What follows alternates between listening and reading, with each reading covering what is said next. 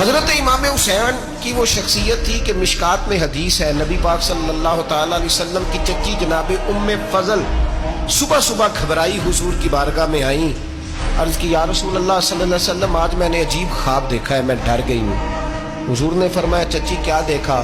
عرض کی حضور میں نے دیکھا ہے کہ آپ کے وجود کا گوشت کا ایک ٹکڑا کٹ کے میری جھولی میں آ گیا ہے۔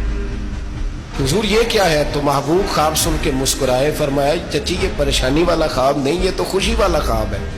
اللہ فاطمہ کو بیٹا عطا کرے گا اور وہ تیری گود میں کھیلا کرے گا، چونکہ وہ میرے وجود کا ٹکڑا ہوگا لہذا خواب تجھے یہ آئی ہے۔ تو امام حسین پیدا ہوئے، امام حسن کی عمر ابھی 11 مہینے کی، تو نبی پاک نے امام حسین کو جناب ام فضل اپنی چچی کی گود میں دے دیا کہ فاطمہ کے لیے دونوں بچے سنبھالنا مشکل ہوگا۔ وہ خواب اس طرح پوری ہوئی۔ امام حسین سے حضور نے بڑا پیار کیا، بڑی محبت فرمائی نبی پاک سے۔ کچھ حدیثیں میں نے جمعے میں عرض کی تھیں، حضرت ابو ہریرہ رضی اللہ تعالیٰ عنہ کہتے ہیں یہ واحد بچہ تھا حضور کے گھرانے کا کہ میں نے دیکھا کہ نبی پاک صلی اللہ علیہ وسلم بیٹھے تھے تو یہ حضور سے کہہ رہے ہیں، نبی پاک سے کہ نانا جی اٹھ کے کھڑے ہو۔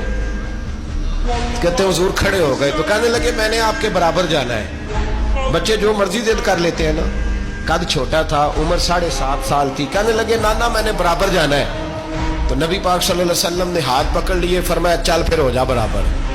تو حضرت ابو ہریرہ کہتے ہیں انہوں نے حضور نے ہاتھ پکڑے اوپر کھینچا تو امام حسین نے پہلے اپنے پیر حضور کے گھٹنوں پہ رکھے، پھر نبی پاک کے سینے پہ رکھے، اور جب ان کا قد سر تھوڑا سا حضور سے اونچا ہو گیا تو محبوب فرمانے لگے چل بس کر، تو نے تو کہا تھا آپ کے برابر ہونا ہے، تو اوپر نکل گیا ہے، چل بس کر۔ فرماتے پھر امام حسین نے زبان باہر نکالی تو محبوب ان کی زبان چوسنے لگے، پھر ساتھ لٹا لیا اور انہیں سونگھنے لگے۔ تو میں نے عرض کی حضور آپ حسین کو سونگھتے کیوں ہیں؟